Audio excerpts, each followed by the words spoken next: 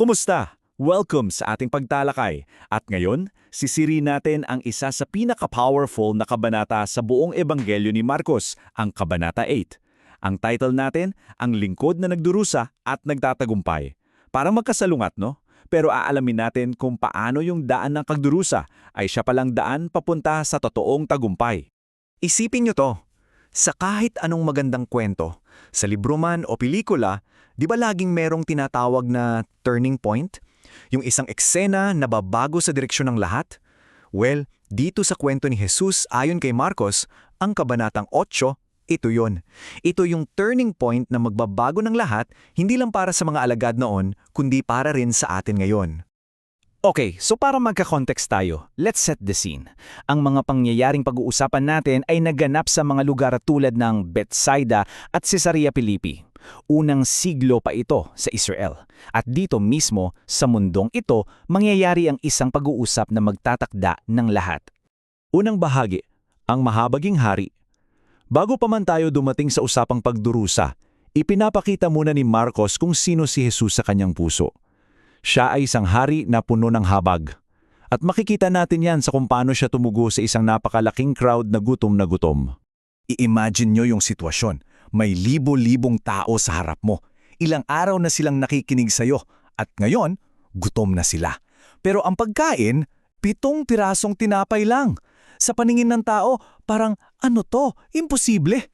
Pero dito natin makikita ang himala, 4,000 tao, napakain at nabusog lahat. Alam nyo, ang punto dito ay hindi lang yung kapangyarihan eh. Ang pinapakita dito ay yung puso ni Jesus, yung habag niya, yung compassion at yung kakayahan niyang magbigay kahit sa gitna ng parang wala. Pero alam nyo, hindi lang pala physical na pagkanin ng problema. Hindi lang tiyan ang kailangang mabusog. Dinadala tayo ngayon ng kwento sa isang mas malalim na issue, ang pagkabulag ng puso at isipan.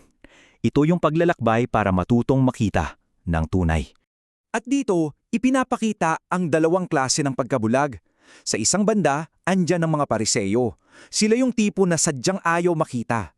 Humihingi sila ng sign mula sa langit, hindi para maniwala, kundi para lang subukin si Jesus. Sa kabilang banda naman, yung mga alagad mismo. Kasama na nila si Jesus pero di pa rin nila magets. Tulad nung binalaan sila tungkol sa pampaalsa o yeast. Akala nila tinapay ang pinag-uusapan. Medyo slow pa, di ba? At para i-illustrate ito, may isang napakagandang kwento ng pagpapagaling, isang lalaking bulag. Pero yung paggaling niya, hindi biglaan. Sa unang paghipo ni Jesus, sabi niya, nakakakita ko ng mga tao pero parang mga puno na naglalakad. Malabo pa. Tapos, sa pangalawang paghipo, doon lang luminaw ang lahat. Di ba parang tayo rin minsan? Ang pag-unawa natin sa mga bagay-bagay, lalo na sa plano ng Diyos, ay isang proseso. Hindi laging one time, big time. So matapos ang lahat ng iyon, yung pagpapakain, yung mga aral tungkol sa pagkabulag, dito na tayo ngayon sa pinakakasukdulan ng kabanata. Ito na yung sandali ng kaliwanagan, ito yung turning point. Nag-survey si Jesus sa mga alagad niya. Sabi niya, anong chismis dyan sa labas? Sino daw ako? Sabi ng mga tao. At iba-iba ang sagot. May nagsasabing siya si Juan Bautista na nabuhay muli, si Elias o isa sa mga propeta.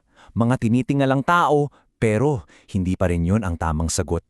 Tapos, dito nag-iba ang lahat. Tumingin si Jesus sa kanila at ginawang personalang tanong. Okay, yan ang sabi nila. Pero kayo, para sa inyo, sino ako? Grabe, biglang tumahimik ang lahat. Hindi na mahalaga kung anong sabi ng iba, ang mahalaga ay kung ano ang nasa puso mo. At si Pedro, sa isang sandali ng kaliwanag, sumagot, ikaw ang Mesiyas. Wow! Yun na yun! Yung Kristo, yung pinakahinihintay na tagapagligtas, ang hari na magpapalaya sa kanila. Ito na ang rurok ng tagumpay. Oh, yun ang akala nila. Kasi akala mo yun na ang happy ending. Perfect! Naintindihan na nila. Pero hindi. Pagkatapos ng pag-aming iyon, may inihayag si Jesus na isang revelasyon na yayanig sa buong mundo nila. At dito napapasok ang ika-4 na bahagi, ang lingkod na nagdudurusa. Kung ang inaasahan nilang Mesiyas ay isang conquering king na dudurog sa mga kaaway, well, ang ibinunyag ni Jesus ay isang mission na ganap na kabaliktaran. Diretsahan niyang sinabi, hindi baka kundi kailangan na ang anak ng tao ay kailangang magdusa, Itatakwil ng mga pinuno ng relihiyon, papaslangin, at pagkatapos ng 3 araw, muling mabubuhay. Isipin niyo yung gulat nila. Hindi ito ang Mesiyas na nasa isip nila. Hindi isang hari sa trono, kundi isang lingkod na dadaan sa krus. Siyempre, si Pedro, bilang leader, nag-react. Pinagsabihan niya si Jesus, "Lord, wag namang ganyan." Pero ang sagot ni Jesus, sobrang tindi. "Lumayo ka, Satanas, dahil ang iniisip mo ay hindi ang mga bagay ng Diyos, kundi ang mga bagay ng tao." Dito natin nakikita yung banggaan ng plano ng Diyos at ng plano ng tao. Ang tagumpay para sa atin ay yung walang hirap, pero ang tagumpay para sa Diyos, ibang-iba pala. At mula sa revelasyong tungkol sa kanyang pagdurusa, ibinalik ni Jesus ang hamon sa kanila at sa atin. Ito ang daan ng krus, ang paanyaya para sumunod. Dito niya sinabi yung isa sa mga pinaka-nakakabaling ng utak na turo niya. Sabi niya, kung sino man ang gustong magligtas ng sarili niyang buhay, mawawalan nito. Pero kung sino ang handang ialay o mawala ang buhay niya para sa kanya at para sa ebanghelyo, siya ang tunay na magkakaroon ng buhay. Isang aral na kontra sa takbo ng mundo, pero bilang mga Pilipino, may idea tayo sa halaga ng sakripisyo, di ba? At ito na ang summary ng lahat. Ito ang requirement para maging alagad. Kung sino man ang gustong sumunod sa akin, dapat niyang itakwil ang kanyang sarili, pasanin ang kanyang krus at sumunod sa akin. Hindi ito isang madaling paanyaya. Ito ay isang panawagan sa isang buhay na ganap na kakaiba. Kaya sa pagtatapos natin ngayon, iiwan ko sa inyo ang tanong na ito dahil ang hamon na to ay para sa bawat isa sa atin. Sa gitna ng ating mga personal na laban, mga pangarap at mga paghihirap, ano ang krus na tinatawag kang pasanin para sa kanya? At para sa iyong kapwa ngayon? Isang magandang bagay na pagnilayan.